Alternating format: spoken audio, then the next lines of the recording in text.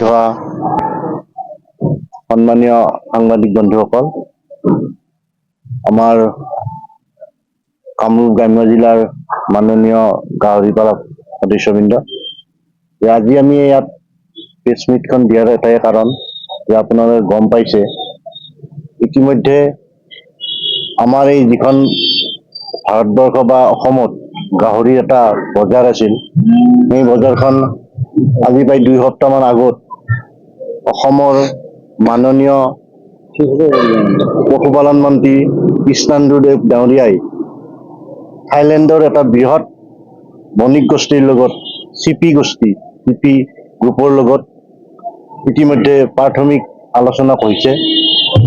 আলোচনা তেওঁলোকে এই ধৰণে কৰিছে যে তেওঁলোকে এই অসমৰ যি বৃহৎ গাহৰি বজাৰখন আছিল, এই বজাৰখন তেওঁলোকৰ হাতত তুলি দিয়াৰ কাৰণে ইতিমধ্যে চৰকাৰে যোজা কৰিছে। আৰু সন্মানীয় পশুপালন বা কৃষি মন্ত্ৰীৰ লগত আলোচনা হোৱাৰ ঠিক সন্ধিয়া আমাৰ অসম চৰকাৰৰ মাননীয় চিফ ছেক্ৰেটাৰী ডাঙৰীয়াৰ লগতো তেখেতসকলে প্ৰথম লানি আলোচনা আৰম্ভ হৈছে। আৰু তাৰ পিছত আমাৰ সন্মানীয় মুখ্যমন্ত্ৰী মহোদয় তেতিয়া সেই সময়ত জাপানত আছিল আৰু সন্ধিয়াই তেখেতৰ লগত ভিডিঅ' কনফাৰেন্স যোগে তেখেতৰ লগত আলোচনা হৈছে। এতিয়া কথা হ'ল, যিখন চৰকাৰে জাতি মাটি ভেটি ৰক্ষা কৰিম বুলি পথাৰ আমাৰ বজাৰ আমাৰ বুলি ৰক্ষা কৰিম বুলি কৈ গাদীত বহিছিল, সেইখন চৰকাৰে এতিয়া আমাৰ গাহৰিৰ ব্যৱসায়টো এটা বণিক গোষ্ঠীৰ হাতত তুলি দিয়াৰ কাৰণে তেওঁলোকে যোজা চলাইছে। ইয়াৰ প্ৰতিবাদত আজি আমি কামৰূপ গ্ৰাম্য জিলাৰ গাহৰি পালক সন্থাই ইয়াত তীব্ৰ বিৰোধিতা কৰিছোঁ। আমি কোনো কাৰণতেই আমাৰ গাহৰিৰ বজাৰখন অন্য বণিক গোষ্ঠীৰ হাতত তুলি দিয়াটো আমি মানি ল'ব নোৱাৰোঁ। কাৰণ এনেকুৱা এখন বজাৰ য'ত বৃহৎ বজাৰ বুলি ক'লেও ভুল কোৱা নহয়, ভাৰতবৰ্ষৰ বিভিন্ন ৰাজ্যৰ পৰা, হাৰিয়ানা পাঞ্জাৱৰ পৰা আহি নৰ্থ ইষ্টত ব্যৱসায় কৰি আছে।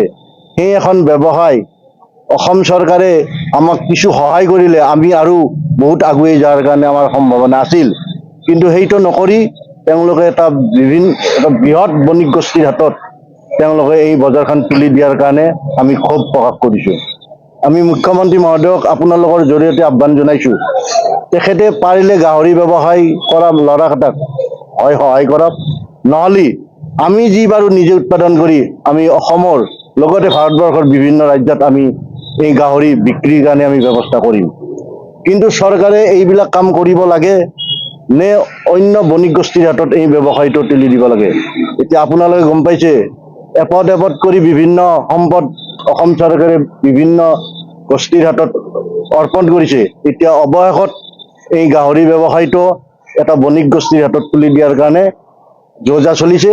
আৰু এই যোজাত চলাৰ আৰম্ভণিতে আমি অসম চৰকাৰক কৈছোঁ যে আমাৰ এই ব্যৱসায়টোৰ লগত বহুত শিক্ষিত যুৱক যুৱতী জড়িত হৈছে। তেওঁলোকে চাকৰিমুখী নহয়, তেওঁলোকে ঘৰতেই গাহৰি গঁৰাল বনাই এই ব্যৱসায়টোৰ লগত জড়িত হৈছে। এতিয়া ঘটনা হ'ল কি, যদি এই ব্যৱসায়টো আমাৰ হাতত নাথাকে তেতিয়াহ'লে আমি কৰিম কি? তেওঁলোকে বিভিন্ন স্কেলত তেওঁলোকে ইয়াত গাহৰি পালন কৰিব। আজি আপোনাৰ ব্ৰইলাৰ ব্যৱসায়টো আমাৰ অসমীয়াৰ হাতত নাই, কোম্পানীৰ হাতত গৈছে। তদ্ৰূপ আমাৰ এই গাহৰিৰ ব্যৱসায়টো এই কোম্পানীৰ হাতত গুচি গ'লে ব্ৰইলাৰৰ যিটো আপোনালোকে মাৰ্কেটটো দেখিছে, কেতিয়াবা 80 টকা, কেতিয়াবা 200 টকা কিনি গুচি যায়। আপোনালোকে মাৰ্কেট যেতিয়া তেওঁলোকে আৰম্ভ কৰিব, গাহৰি আপোনালোকে 150-200 টকাত খাব পাৰিব। যেতিয়াই তেওঁলোকে মাৰ্কেটটো ধৰি ল'ব, আপোনালোকে কিন্তু আৰু 350, 400, 500 কিনি যোৱাৰ সম্ভাৱনা আছে। গতিকে আমাৰ হাতত মাৰ্কেটটো নাথাকিলে আমি আৰু আশা কৰি লাভ নাই। আমি বিভিন্ন পৰ্যায়ত আমি আন্দোলন কৰিব লাগিব, জংগী আন্দোলন কৰিব লাগিব। গতিকে মুখ্যমন্ত্ৰী মহোদয়ক আমি অনুৰোধ জনাইছোঁ যে 31 জানুৱাৰী আমাৰ সময়সীমা দিছে সদৌ অসম গাহৰি পালক সন্থাই, আমিও 31 জানুৱাৰী সময় দিছোঁ যে 31 তাৰিখৰ ভিতৰত তেখেতে সম্পূৰ্ণ কথাখিনি স্পষ্টীকৰণ দিয়ক। কাৰণ মন্ত্ৰী মহোদয়ে কৈছে যে অসমত বিভিন্ন ৰাজ্যৰ পৰা গাহৰি অহাৰ কাৰণে আমি বাহিৰা কোম্পানীক মাতি আনি ইয়াত গাহৰি প্ৰডাকশ্যন কৰিব দিছোঁ বা দিম। আৰু আমাৰ পৰহি দিনাখন চিফ মিনিষ্টাৰ ডাঙৰীয়াই কৈছে যে তেখেতে এই সম্পৰ্কত একো গম নাপায়, একোৱে গম নাপায়। কিন্তু কথাবিলাক চাওক, এজন মুখ্যমন্ত্ৰীৰ যদি নিৰ্দেশ নাথাকে, এজন কেবিনেট সতীৰ্থই এটা বাহিৰা গোষ্ঠীৰ লগত কোনো ধৰণৰ এনেকুৱা ধৰণৰ কথা পাতিব নোৱাৰে। গতিকে তেখেতে কৈছে আপুনি কথাখিনি পাতক, মোক সুধিলে মই এনেকৈ ক'ম। গতিকে তেখেতসকলৰ কথাত আমি কিন্তু ভুল নাযাওঁ, তেখেতসকলৰ কথাত আমি ভুল নাযাওঁ। কাৰণ তেখেতসকলে ৰাতি কয় এটা, দিনত কৰে এটা, দিনত কয় এটা, ৰাতি কৰে এটা। গতিকে আমাৰ পথাৰো গ'ল, বজাৰো যাব। আৰু জাতি মাটিৰ ভেটি ৰক্ষা কৰিম বুলি যিখন চৰকাৰে গাঁতিত বহিছিল, এতিয়া তেওঁলোকে জাতিটোও বিক্ৰী কৰিব আৰু তেওঁলোকে অৱশেষত গাহৰিতো তেওঁলোকে হাত দিছে। কিন্তু গাহৰিত যেতিয়া হাত দিব, তেতিয়া কিন্তু আমাৰ ডেকা ল'ৰা আৰু বহি নাথাকিব। আমি বিভিন্ন পৰ্যায়ত আন্দোলন কৰিম। আমি ফেব্ৰুৱাৰী যেতিয়া আপোনাৰ এই এডভান্সেছ আছাম 2 পাতিছে, তেতিয়া আমাৰ তাতে প্ৰধানমন্ত্ৰী ডাঙৰীয়া আহিব আৰু প্ৰধানমন্ত্ৰী ডাঙৰীয়া আহিলে আমি বিভিন্ন পৰ্যায়ত আন্দোলন কৰিম। দৰকাৰ হ'লে আমি অৰ্ধউলংঘ হৈ আন্দোলন কৰিম, মুণ্ডন কৰিম। কিন্তু আমি গাহৰিত অন্য গোষ্ঠীৰ হাতত আমি তুলি নিদিম। কাৰণ আপোনালোকে জানে এই ব্যৱসায়টো এটা সময়ত অকল জনজাতীয় ভাইসকলৰ হাতত আছিল। বড়ো, ৰাভা, তিৱা এইবিলাকৰ মাজত আছিল। কিন্তু বৰ্তমান এইটো অসমৰ বিভিন্ন সম্প্ৰদায়ৰ মাজত বিয়পি পৰিছে। আৰু এটা সময়ত তেওঁলোকৰ এই বড়োসকল ভাইসকলৰ, ৰাভাসকলৰ ভাইসকলৰ তেওঁলোকৰ আছিল কি যে ল'ৰাটো বা ছোৱালীটো যেতিয়া এডমিশ্যন দিব, তেওঁলোকে 2টা গাহৰি বিক্ৰী কৰি এই এডমিশ্যনৰ খৰচটো উলিয়ায়। তেওঁলোকে যেতিয়া এটা কাজ পাতিব, তেওঁলোকে যেতিয়া এটা কৰ্ম কৰিব, তেওঁলোকে ঘৰত থকা গাহৰি 2টা বিক্ৰী কৰি সেই টকাৰে কিছু টকা কৰে। কিন্তু যেতিয়া বণিক গোষ্ঠীৰ হাতত ব্যৱসায় গুচি যাব, আমাৰ দৰে আৰু ফাৰ্মাৰ তাত জীয়াই থকাৰ কাৰণে কোনো উপায় নাথাকিব। আমাৰ উপায় নাই। আমি গড়লৰ পৰা এতিয়া আমি ৰাস্তাত আহি আন্দোলন কৰিব লাগিব। আৰু আজি এই সংবাদ মেলখন অতি দুখ আৰু ক্ষোভেৰে আমি পাতিব লগা হৈছে।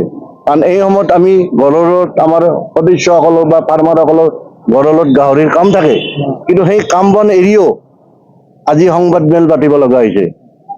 আৰু আমাৰ এই সদৌ অসম গাহৰি পালক সন্থা বা সদৌ কামৰূপ গ্ৰাম্য গাহৰি পালক সন্থা চৰকাৰ বিৰোধী কিন্তু নহয়, কিন্তু চৰকাৰ বিৰোধী হোৱাৰ কিন্তু উপক্ৰম হৈছে আমাৰ। আমি বিৰোধিতা কৰিবই লাগিব। তেওঁলোকৰ যিটো কৰ্মসূচী, তেওঁলোকক আমি কৈছোঁ যে আমাক উন্নত জাতৰ বীজ দিয়ক বাহিৰা দেশৰ পৰা আনি। তেওঁলোকে সেইটো নকৰি তেওঁলোকে বাহিৰা গোষ্ঠীক মাতি আনি এই গাহৰি ব্যৱসায়টো গতাই দিবলৈ ওলাইছে। আমি ধিক্কাৰ দিছোঁ। সময় থাকোঁতে তেওঁলোকে শুদ্ধ জ্ঞান, শুদ্ধ মস্তিষ্কৰে তেওঁলোকে আমাৰ লগত আলোচনা বিলোচনা কৰি এই ব্যৱসায়টো কি ধৰণে চলাই নিলে অসমৰ বজাৰখনেই নহয়, ভাৰতবৰ্ষৰ বজাৰখনো আমি দখল কৰাৰ কাৰণে সক্ষম হ'ম, সেইবিলাকে আলোচনা কৰিব লাগে। কিন্তু সেইবিলাক আলোচনা নকৰি তেওঁলোকে এটা থাইলেণ্ডৰ এটা বৃহৎ বণিক গোষ্ঠী, তেওঁলোকে ইতিমধ্যে চাইনাত এই কাৰবাৰটো আৰম্ভ কৰিছে। এই চাইনাৰ গাহৰিৰ বজাৰটো তেওঁলোকে দখল কৰিছে।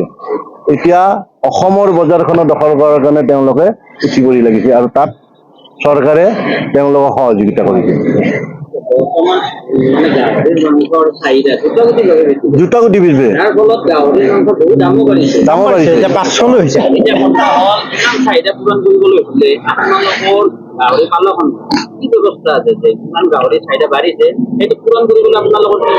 আপোনালোকে চাওক, যেতিয়া মই বেছি আগত নাযাওঁ, লকডাউনৰ পিছৰ পৰা প্ৰতি গাঁৱত শিক্ষিত যুৱক আৰু যুৱতীসকলে গাহৰি পালনৰ লগত জড়িত হৈছে। কাৰণ লকডাউনত আমাৰ যুৱক যুৱতীসকলে বহিৰাজ্যলৈ গৈ তাত বিভিন্ন কোম্পানীত কাম কৰিছিল। তাৰ পৰা ৰিটাৰ্ণ আহি এতিয়া তেওঁলোকে এই গাহৰিৰ লগত জড়িত হৈছে। আগত যদি 2021 আগত যদি গাঁওবিলাকত 2খন বা 3খন আছিল, এতিয়া মিনিমাম 10খন কৰি হৈছে। ইমান সাংঘাতিক ধৰণে এই ব্যৱসায়টো অসমত গাঁৱে ভূঞে চহৰে নগৰে বিয়পি পৰিছে যে আমি আৰু 2-3 বছৰৰ পিছত আমি অসমে নহয়, আমি ভাৰতবৰ্ষৰ সকলো ৰাজ্যত আমাৰ অসমৰ গাহৰি ছাপ্লাই দিয়াৰ কাৰণে আমি ব্যৱস্থা কৰিব পাৰিম। এনেকুৱা এটা সম্ভাৱনা থকা এটা ব্যৱসায় অসমত চৰকাৰে আমাক কৰিলে সহায় কৰক, নকৰিলেও আমি নিজে নিজে কৰি হ'লেও আমি ব্যৱসায়টো আমি ৰাখিব পাৰিম। মানে আপোনালোকৰ মতে আপোনালোকৰ কথা হ'ল যে অসমত যিমান গাহৰি লাগে বা অন্য ৰাজ্যতো আমি এইখিনি গাহৰি পালন কৰোঁতে এইখিনি যোগান ধৰিব পাৰিম। আমাৰ 10 লক্ষাধিক আমাৰ 10 লক্ষাধিক গাহৰি পালক আছে অসমত। গোটেই অসমখনত আৰু ইমান হাইষ্ট মানে ডেভেলপ হৈ আছে এই ব্যৱসায়টো যে ডেইলি নতুন নতুন ফাৰ্মাৰ আৱিষ্কাৰ হৈ আছে। প্ৰয়োজন চৰকাৰৰ তাৰমানে কথাটো হ'ল কি যে চৰকাৰে নিবনুৱাক চাকৰি দিব পৰা নাই, অন্যান্য কৰ্মসংস্থানৰ পৰিৱেশ ৰচনা কৰিব পৰা নাই, যাৰ কাৰণে এই যে গাহৰি পালক সন্থা গাহৰি পালকসকল সংগঠিত হৈছে, এটাতো শুভ দিশ। আৰু গাহৰি পালকসকলক চৰকাৰে সহায় কৰা নাই। আধি পুহি এটা দুটাৰে আৰম্ভ কৰি আজি তেওঁলোকে বিকাশ লাভ কৰিছে। এই বিকাশমান অৱস্থাত যদি ধ্বংস কৰা হয়, থলুৱাৰ পেটত যদি লাভ মাৰা হয়, তে খাব কি কৰি? তোমালোকে চৰকাৰে চাকৰিও দিব নোৱাৰিবা, অন্যান্য পৰিৱেশ ৰচনা কৰিব নোৱাৰিবা। এটা সৰু উদাহৰণ দিছো, ৰাণীত এখন গাহৰি ৰিচাৰ্চ চেণ্টাৰ আছে, সেইখন চেণ্ট্ৰেল গভৰ্ণমেণ্ট। আপোনালোকক জনাবলৈ পাই দুখ লাগছে, তাৰমানে 15জন চাইণ্টিষ্ট আছে, প্ৰতিজনক চৰকাৰে 3.5 লাখ টকা মাহিলী দৰমহা দিয়ে। অথচ যি বেমাৰত আজি ক্ষতিগ্ৰস্ত হৈছে গাহৰি পালকসকল, আফ্ৰিকান সোয়াইন ফিভাৰত, সেই বিজ্ঞানীসকলে কিন্তু ৰিচাৰ্চ কৰাৰ কাৰণে কোনো এখন গাঁৱত নাহে, কোনো পৰামৰ্শ দিব নাহে। সেইটো এটা বগা হাতীত পৰিণত হৈছে। এইবিলাক তেওঁলোকে সক্ৰিয় নকৰে কিয়? বেনিফিচিয়াৰী আত্মসহায়ক যিবিলাক আমাৰ গঢ় লৈ উঠিছে তেওঁলোকৰ ওচৰত নানে কিয়? আমাৰ দাবী তেওঁলোকে দৰমহা খাই অকল অফিচটোতে 1000 গাহৰি যোৱাবাৰ মাৰিছে। ৰাণী ৰিচাৰ্চ চেণ্টাৰত, গাহৰি ৰিচাৰ্চ চেণ্টাৰত 1000 গাহৰি তেওঁলোকে পুতি পেলাইছে মাৰি। তেনে চাইণ্টিষ্টবিলাকে কি কৰিছে? ঘোঁৰাৰ ঘাঁহ কাটি আছে নেকি? চাইণ্টিষ্টসকলে পালকসকলৰ লগত সম্পৰ্ক নাই, অথচ তেওঁলোকে দৰমহা খাই আছে আমাৰ ৰাইজৰ টেক্সৰ দৰমহা। এইবিলাক তেওঁলোকক কোনো ৰজাই মাটি বিক্ৰী কৰি দিয়া নাই, আমাৰ পইচা সেইবিলাক, ৰাইজৰ টেক্স, আমাৰ কৰৰ পইচা। গতিকে আমি বিচাৰো যে থলুৱাৰ ভৰিৰ তলত সিন্ধি খানিব লাগে হিমন্ত বিশ্বই। সিন্ধি খানিলে তেওঁৰে বেয়া অৱস্থা। আজি পালকসকলে বিজেপি বিৰোধ কৰিবলৈ ৰাজনৈতিক দল খোলা নাই, তেওঁলোকে ভাতমুঠিৰ কাৰণে, অন্ন বস্ত্ৰ বাসস্থানৰ কাৰণে তেওঁলোকে স্বাৱলম্বিতাৰ পথ, স্বনিয়োজনৰ পথ গ্ৰহণ কৰিছে। এই পথত তেওঁ সেৱাৰ কিয় দিছে? আমাৰ প্ৰশ্ন, এই পথত আজি 10-15 লাখ কোটিৰ শিল্প মাৰি পেলাইছে তেওঁ, আজিলৈকে ৰিভাইভ হোৱা নাই। তাৰপিছত এই নিবনুৱা, পৰ্যাপ্ত নিবনুৱাই ক'ত যাব? চৰকাৰৰ গছত এতিয়া চাকৰি নালাগে, তেনেহ'লে খাব কি? নিজে নিজৰ পথ বাছি লৈছে। এই কৃষকসকলক তেওঁ হাতে মাৰাৰ যি পাং পাচ্ছে, বেলেগ স্বাৰ্থ একো নাই, তেওঁ কমিশ্যন লৈছে, তেওঁ টকা লাগে কেৱল। গতিকে চিপি কোম্পানীৰ পৰা থাইলেণ্ড কোম্পানী তেওঁলোকে কমিশ্যন ল'ব, কমিশ্যন লৈ আমাৰ লাজ মাৰি বেপাৰটো গতাই দিব। এইটো কথা হ'ব নেকি? এইটো কেতিয়াও মানিব পৰা কথা নহয়। আৰু এই আমাৰ সভাপতি বিশ্ব ডাঙৰীয়াই কৈছে যে বস্তুটো এইটো জনগোষ্ঠী হয়। কথাটো জনগোষ্ঠীয় বিভিন্ন পূজা পাতাল, গাহৰিত এটা অংগাংগী, এটা জীৱ, য'ত পূজা কৰোঁতে লাগে। অথচ টংকেশ্বৰ ৰাভা, প্ৰমোদ বড়ো, আমাৰ কি আছিল শিক্ষামন্ত্ৰী, অতুল বৰা, শিক্ষামন্ত্ৰী কি আছিল আমাৰ ৰনোজ বেগু, তেওঁলোক জনজাতীয় লিডাৰ বুলি কৈ থাকে। সেই জনজাতীয় সমাজখনক তেওঁলোকে কিয় প্ৰতাৰণা কৰিব ওলাইছে? তেওঁলোকৰ কিয় মাত নাই? জনজাতীয় সমাজখনক আজি জানে যে অসমত জনগোষ্ঠীসকলেই প্ৰথমে এইবিলাক পশুপালন আৰম্ভ কৰিছে, যাৰ নিবনুৱাসকলৰ পেটৰ তাগিদাত, কামৰ তাগিদাত আজি এই লাইন ল'ব লগা হৈছে। হয় কথাটো, আপোনালোকৰ প্ৰশ্নটোৰ উত্তৰ ঠিকেই আছে যে গাহৰি মাংসৰ চাহিদা বৃদ্ধিৰ লগে লগে আপোনালোকে যোগান ধৰিব পাৰিম। কিয় নোৱাৰিব? যদি ইনফ্ৰাষ্ট্ৰাকচাৰ ডেভেলপমেণ্ট তেওঁলোকে কৰে। এই যে মই কৈছোঁ, সাধাৰণ ফাৰ্ম এখনৰ বিজ্ঞানীসকলে পালকসকলৰ লগত সম্পৰ্ক নাই। আজি আপোনালোকে পশুসকলে যদি কথা ক'ব পাৰিলে হয় নহয়, শিং ধাৰাই, শিং জোঙা কৰি পেটত মাৰিলে হয় ডক্টৰবিলাকক। এখন ৰাজ্যিক চিকিৎসালয়ত কোনো মেডিচিন নাই, কোনো ডাক্তৰ নাথাকে। কিয়? এই ইনফ্ৰাষ্ট্ৰাকচাৰ তেওঁলোকে কিয় ডেভেলপ নকৰে?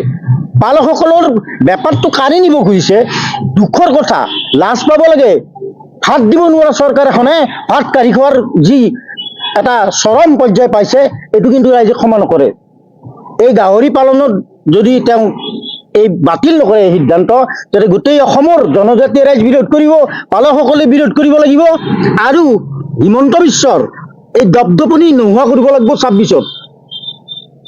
ৰাজনৈতিকভাৱে তেওঁ আজি লক্ষণৰ সন্মুখীন যে হ'ব, এইটো খাটাং। আমি সেই দাবী কৰিছোঁ।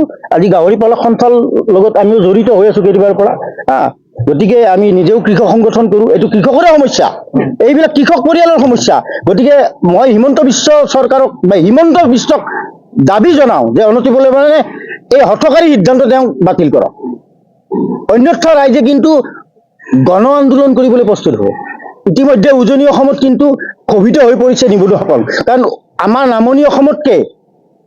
নামনি অসমতকে জনগাঁথনিগত চৰিত্ৰৰ কাৰণে উজনি অসমৰ যুৱকসকল কিন্তু বেছি আগবাঢ়ি গৈছে গাহৰি পালনত। স্বাৱলম্বিতাৰ পথ দেখুৱাইছে গাহৰি।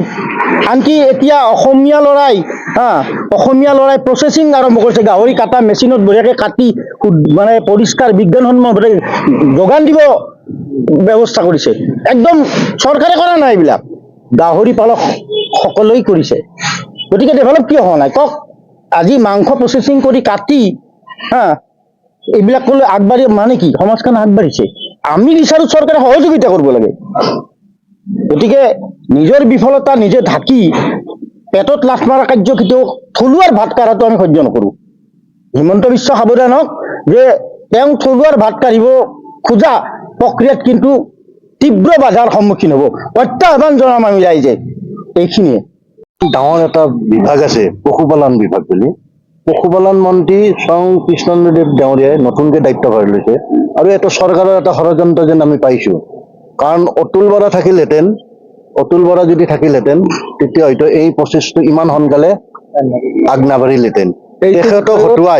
তেখেতক আঁতৰাই বৰ্তমানৰ কৃষিমন্ত্ৰী ডাঙৰীয়াই এটা আপোনালোকে জ্ঞাত এটা কথা কৈছে সিদিনাখনে যে অসমত যিহেতু চাফিচিয়েণ্ট গাহৰি নাই, সেইকাৰণে বিদেশৰ পৰা কোম্পানী আনি ইয়াত পোহাৰ ব্যৱস্থা কৰিব।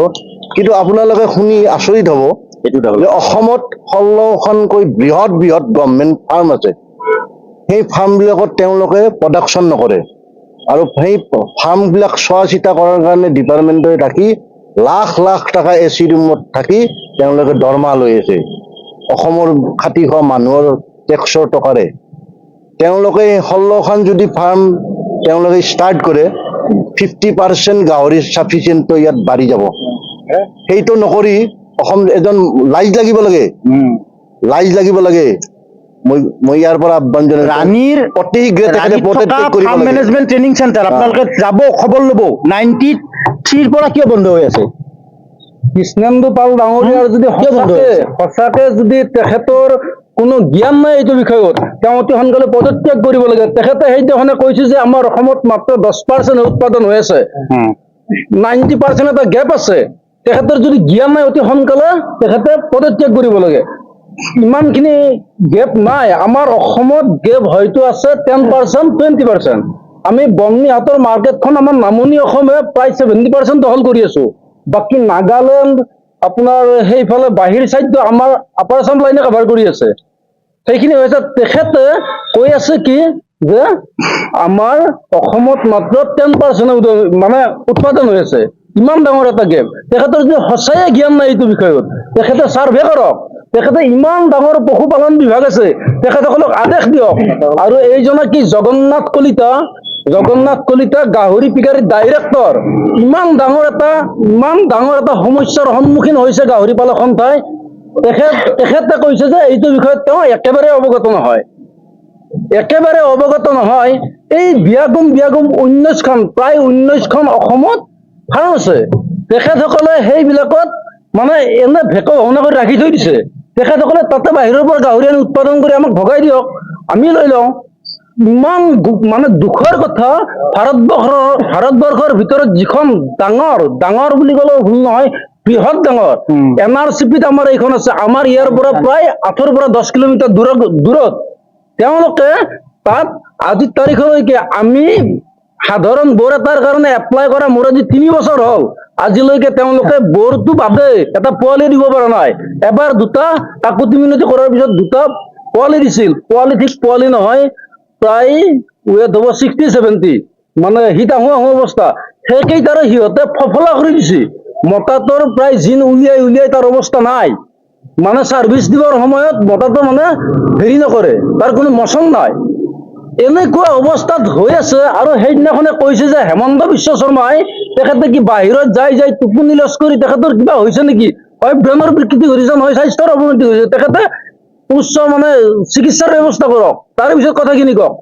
তেওঁৰ কোনো পৰামৰ্শ নোহোৱাকে, তেওঁলোকৰ কোনো আলোচনা নোহোৱাকে তেওঁৰ সতীৰ্থ মন্ত্ৰী কৃষ্ণেন্দু পালে ক'ব পাৰে নেকি, এই ডিচিশ্যন এটা ল'ব পাৰে নেকি? গতিকে যো ভি হো, আমি এই গাহৰি পালন ব্যৱস্থাটো আমি থলুৱাৰ হাতৰ পৰা যাব নিদিওঁ, কোনো পধ্যে আমি যাব নিদিওঁ।